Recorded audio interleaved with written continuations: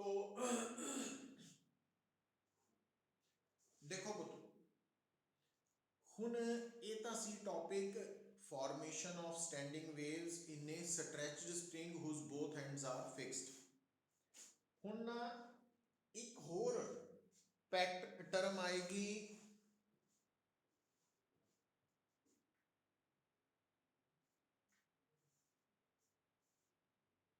Organ pipe.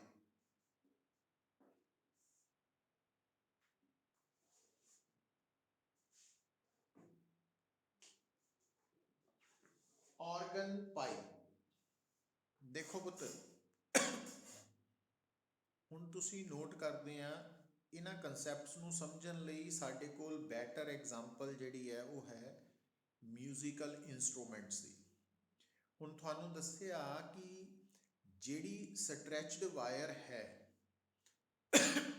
ਜਦੋਂ ਅਸੀਂ ਉਹਨੂੰ ਹਿਲਾਉਂਦੇ ਆ, ਛੇੜਦੇ ਆ, ਤਾਂ ਉਸ ਵਾਇਰ ਦੇ ਅੰਦਰ ਸਟੈਂਡਿੰਗ ਵੇਵਸ ਬਣਦੀਆਂ ਵਾ ਔਰ ਉਹਨਾਂ ਸਟੈਂਡਿੰਗ ਵੇਵਸ ਦੇ ਬਣਨ ਪਿੱਛੇ ਦੋ ਵੇਵਸ ਦਾ ਰੋਲ ਹੁੰਦਾ। ਕਿਹੜੀਆਂ? ਇੱਕ ਇਨਸੀਡੈਂਟ ਵੇਵ ਔਰ ਇੱਕ ਰਿਫਲੈਕਟਡ ਵੇਵ।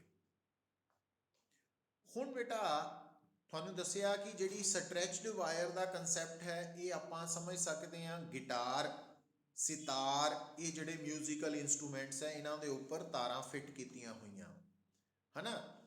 ਪਰ ਇਸ ਤੋਂ ਇਲਾਵਾ ਵੀ ਤੁਹਾਡੇ ਸਾਹਮਣੇ ਮਿਊਜ਼ੀਕਲ ਇੰਸਟਰੂਮੈਂਟਸ ਹੈ, जिस तरह की फ्लूट है ना, ढोलक है, तबला है, या कि आप सैक्सोफोन है एटसैट्रा, इस तरह के म्यूजिकल इंस्ट्रूमेंट्स है।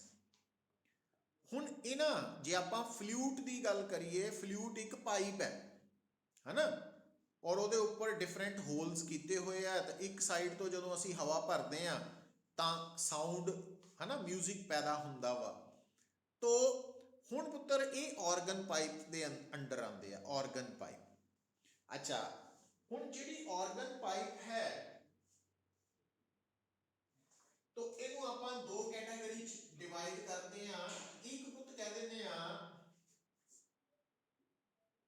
ओपन ऑर्गन पाइप और एक कह देने क्लोज्ड ऑर्गन पाइप। तो हुण ध्यान रखना, ओपन ऑर्गन पाइप का मतलब है जिसके दोनों एंड्स ओपन है, खुले हुए, जिदा कि फ्लूट। ते क्लोज्ड ऑर्गन पाइप का मतलब है एक एंड क्लोज्ड है, एक ओपन है। ओपन का मतलब इधरों साउंड वेव्स पैदा होंगियां तो आ क्लोज्ड एंड है। तो ओपन ऑर्गन पाइप का मतलब दोनों ends open, closed organ pipe का मतलब एक एंड क्लोज्ड एक ओपन। तो इस करके ये नहीं समझ लेना कि क्लोज्ड है तो दोनों एंड्स क्लोज नहीं करने। तो क्लोज्ड ऑर्गन पाइप तो आप इतना समझना गल, open organ pipe, closed organ pipe. हुण बेटा देखो हुंदा की है, जिहड़ी गल अज टॉपिक आपां समझना वा, दिमाग च रखनी है। देखो जदों ना कोई भी वेव प्रोपोगेट करती है तो अगर मीडियम कॉन्टीन्यूअस है, सेम है, इको है, तो उस वेव ने अगे वधी जाना। हुण तुसीं कई बारी टॉपिक पढ़ भी चुके हैं लाइट दे नाल रिफ्लैक्शन। तो पुत्र हुंदा पता की है, जदों भी कोई भी वेव एक तो दूसरे मीडियम एंटर करती है तो दोनों डिफरेंट मीडिया नूं सैपरेट करन वाली जिहड़ी बाउंड्री है, उस बाउंड्री ते जदों भी कोई वेव पहुंचती है तो वो कुछ पार्ट अगले मीडियम च एंटर कर जाता, कुछ पार्ट वापस आ जाता। तो जिहड़ा पार्ट अगे चला गया उन्होंने असीं कह दिंदे आ रिफ्रैक्टेड पार्ट, तो जिहड़ा वापस आ गया उन्होंने कह दिंदे आ रिफ्लैक्टेड पार्ट। तो मतलब ये हुण दिमाग दे विच एक गल समझ लो बहुत चंगी तरह नाल, जदों भी कोई भी वेव चाहे वो मकैनिकल है, ਚਾਹੇ ਉਹ ਨॉन ਮਕੈਨੀਕਲ ਹੈ, EM ਵੇਵ ਹੈ, ਚਾਹੇ ਉਹ ਟਰਾਂਸਵਰਸ ਹੈ, ਚਾਹੇ ਉਹ ਲੌਂਗੀਟਿਊਡਨਲ ਹੈ। ਕੋਈ ਵੀ ਜਿਹੜੀ ਵੇਵ ਹੈ ਉਹ ਜਦੋਂ ਵੀ ਇੱਕ ਮੀਡੀਅਮ ਤੋਂ ਦੂਸਰੇ ਮੀਡੀਅਮ 'ਚ ਐਂਟਰ ਕਰਦੀ ਹੈ ਤਾਂ ਬਾਉਂਡਰੀ 'ਤੇ ਪਹੁੰਚ ਕੇ ਉਹਦੇ ਜਨਰਲੀ ਦੋ ਹਿੱਸੇ ਹੋ ਜਾਂਦੇ ਆ। ਇੱਕ ਹਿੱਸਾ ਵਾਪਿਸ ਆ ਜਾਂਦਾ ਵਾ ਰਿਫਲੈਕਟਿਡ ਪਾਰਟ, ਇੱਕ ਅੱਗੇ ਚਲਾ ਜਾਂਦਾ ਰਿਫਰੈਕਟਿਡ ਪਾਰਟ। ਹੁਣ ਧਿਆਨ ਦਿਓ ਪੁੱਤਰ, ਜਿਹੜੀ ਮੈਂ ਗੱਲ ਇੱਥੇ ਸਮਝਾਣੀ ਹੈ ਔਰ ਤੁਸੀਂ ਦਿਮਾਗ 'ਚ ਰੱਖਣੀ ਉਹ ਕੀ ਹੈ। ਪਹਿਲੀ ਗੱਲ ਤਾਂ ਜਿਹੜੀ ਮੈਂ ਸਟ੍ਰੈਸ ਦਿੱਤੀ, ਓਪਨ ਆਰਗਨ ਪਾਈਪ ਦਾ ਮਤਲਬ ਦੋਨੋਂ ends open, closed organ pipe ਦਾ ਮਤਲਬ ਇੱਕ ਐਂਡ ਕਲੋਜ਼ਡ ਇੱਕ ਓਪਨ। ਇਹ ਕਲੈਰਿਟੀ ਕਰ ਲੈਣੀ। ਦੂਜੀ ਗੱਲ ਬੇਟਾ, ਹੁਣ ਦੇਖੋ ਤੁਹਾਨੂੰ ਆ ਵਾਲਾ ਮੀਡੀਅਮ ਆ ਸੇਮ ਲੱਗ ਰਿਹਾ, ਨਜ਼ਰ ਆ ਰਿਹਾ ਨਾ ਇਦਾਂ ਸੇਮ, ਬਟ ਇਹ ਸੇਮ ਨਹੀਂ ਹੈ ਐਕਚੁਅਲੀ। ਧਿਆਨ ਦਿਓ ਪੁੱਤ, ਆ ਮੈਂ ਜਾਣ ਕੇ ਬਾਉਂਡਰੀ ਮਾਰ ਕਰ ਲਈ ਹੈ, ਨਹੀਂ ਕਰ ਲਈ। तो आ जी बाउंड्री है ये कोई फिजिकल सानू नजर नहीं आ रही, सानू तो इधर नजर आ रहा है ना, तो सानू लग रहा है यार तो सेम चीज ही है ना। फर्क की है कि आ जेड़ा मान लो ये आ हवा ही है, आ भी एयर है, आ भी एयर है। फर्क की है, आ एयर खुली है ओपन च है, तो आ एयर पाइप के अंदर है, तो इस एयर दी और इस एयर दी डेंसिटी च फर्क होएगा क्योंकि ये कंप्रेस हुई है थोड़ी, आ खुली है। सो इसका मतलब आ मीडियम और आ मीडियम चाहे आ भी एयर है, आ भी एयर है, पर ये सेम नहीं है क्योंकि डेंसिटी च फर्क है। तो जिस करके जदों एक वेव इधरों आ बाउंड्री ते पहुंचेगी ता वो कुछ पार्ट होगा वापस भी आएगा। तो मतलब आ जी वेव इदा गई है वो वापस भी इदा आएगी, इधर भी तो जाएगी, ये रिफ्रैक्टेड पार्ट है, आ रिफ्लेक्टेड। सो इस करके इदा ही इत्थे भी आ मीडियम और ਇਹਦੇ ਚ फर्क है, तो ਜਿਹੜੀ वेव इधर ਨੂੰ जा रही है वो रिफ्लेक्ट होके वापस भी आएगी। तो एक क्लैरिटी दिमाग 'ਚ होनी बड़ी जरूरी है ना, क्योंकि सानू लगता वा कि रिफ्लैक्शन होने के लिए कोई फिजिकल मीडियम होना जरूरी है ਜਿਹੜਾ नजर आए ਅੱਖਾਂ ਨੂੰ, इदा कोई लोड़ नहीं है। तो इस कारण करके क्यों, क्योंकि स्टैंडिंग वेव ਜਦੋਂ भी बनेगी जिथे भी बनेगी ਉੱਥੇ वो दो वेव्स, दो प्रोग्रेसिव वेव्स के मिलन करके बनेगी, और दो प्रोग्रेसिव वेव्स चों एक इंसीडेंट वेव होएगी, दूजी रिफ्लैक्टेड वेव होएगी।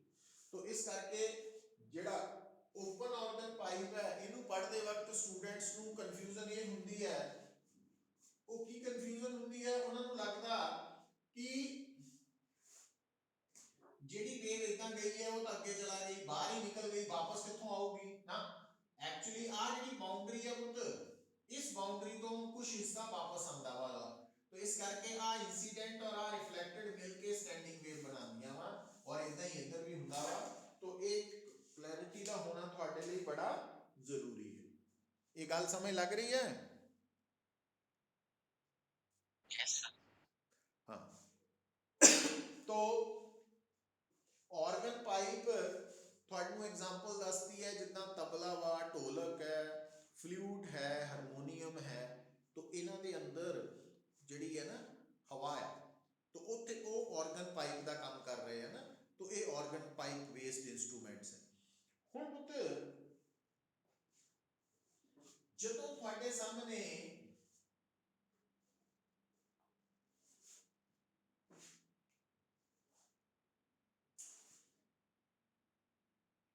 formation of standing waves in an open organ pipe,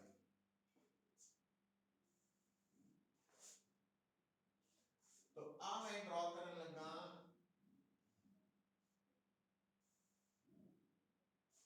open organ pipe जिहदे दोनों एंड्स ओपन है, और इस पाइप की लेंथ पुत्र L है। तो अलग अलग सिचुएशन के लिए आ सेकंड सिचुएशन है, आ थर्ड है, एंड सो ऑन है ना।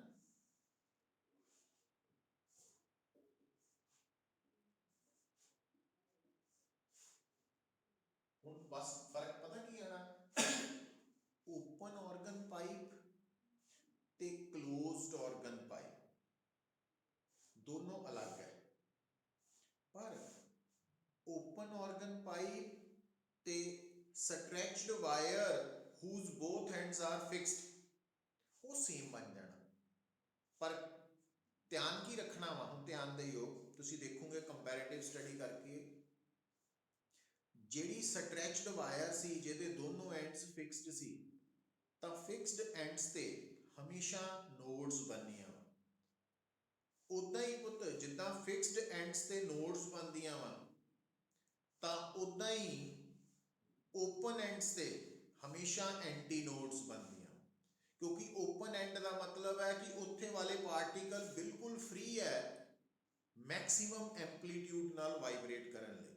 सो इस करके याद रखना कि आ जिहड़ी ऑर्गन पाइप है ਇਹਦੇ दोनों आ वाले एंड्स फ्री एंड्स है, ओपन एंड्स है, तो इत्थे एंटी नोड्स बनियां, तो इत्थे भी एंटी नोड्स बनियां और इत्थे भी एंटी नोड्स बनियां।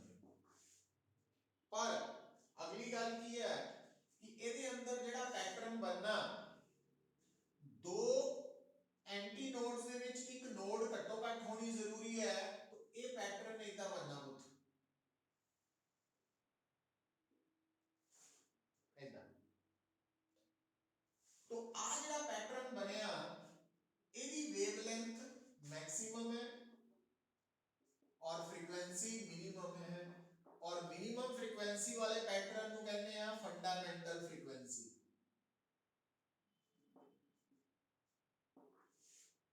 और हुण अगर आप इस वेवलेंथ को λ1 बोलते हैं तो फिर थानू कैरेक्टरिस्टिक्स याद आ जाने चाहिए है कि दो कंसेक्यूटिव एंटी नोड्स दे विच डिस्टेंस हुंदा λ/2 और आ जेड़ा डिस्टेंस λ/2 है वो l दे बराबर है,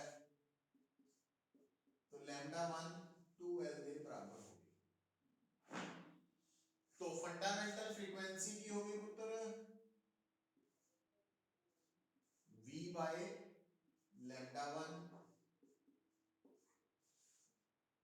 तो तुसी की ऑब्जर्व कर रहे हैं कि जेडी स्ट्रेच्ड स्ट्रिंग सी जेदे दोनों एंड्स फिक्स्ड सी ते जेडी ओपन ऑर्गन पाइप है, दोनों दी फंडामेंटल फ्रीक्वेंसी कढन दा फार्मूला v/2l है। बस फर्क पता किथे है? फर्क है कि जेडी स्ट्रेच्ड स्ट्रिंग सी ओदे विच v नु आपां कढना सी under root tension by mu तो, जबकि इथे v केदे बराबर है velocity of sound in gas, वो वाला formula velocity of sound in gas वाला फार्मूला वो केड़ा सीगा। तो इस ऑर्गन पाइप के केस दे विच बेटा v का मतलब है under root gamma p by rho या under root gamma r t by m। तो ऑर्गन पाइप के केस दे विच वेलोसिटी ऑफ वेव कितना कढनी है, ਇਹਦੇ ਨਾਲ ਜਾਂ ਇਹਦੇ ਨਾਲ, ਇਹ ਧਿਆਨ ਚ ਰੱਖਣਾ, क्योंकि इत्थे स्ट्रेच्ड वायर नहीं है, इत्थे ऑर्गन पाइप है, गैस है। और दूसरी गल जदों तुसी नेक्स्ट पैटर्न, अच्छा तो आ जिहड़ी लोएस्ट फ्रीक्वेंसी है ਉਹਨੂੰ फंडामेंटल फ्रीक्वेंसी भी कह देते हैं, फर्स्ट हार्मोनिक भी कह देते हैं। ते जे आपां उस तो अगले पैटर्न की गल करिए वो कितना बनूगा पुत्र, तो या तां दो एंटी नोड्स दे विच एक नोड होएगी या दो नोड्स ले आवांगे कितना,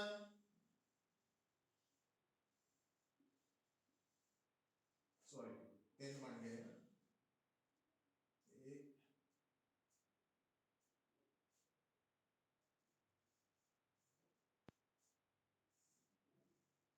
आ पैटर्न एंटी नोड और ਉਹਦੇ ਵਿੱਚ दो नोड्स और आ भी एंटी नोड।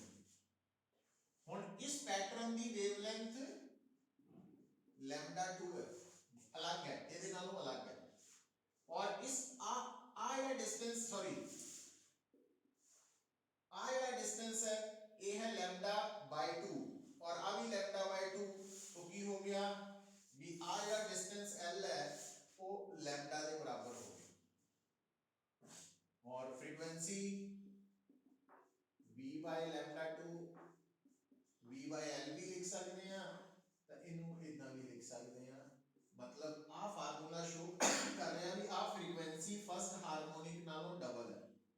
फंडामेंटल नालों डबल है तो इनू कहांगे सेकंड हार्मोनी। और इदा ही